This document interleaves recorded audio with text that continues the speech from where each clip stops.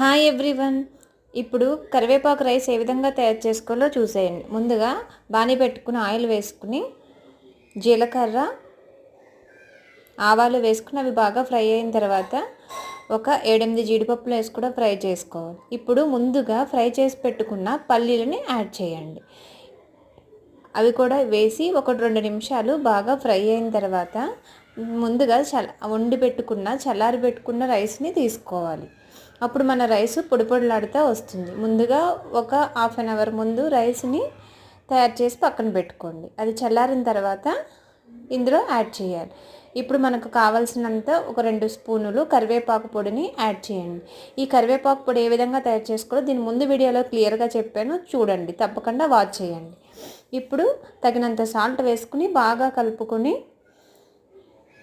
మూత పెట్టుకుంటే చాలా టేస్టీ అండ్ యమ్మీ కరివేపాకు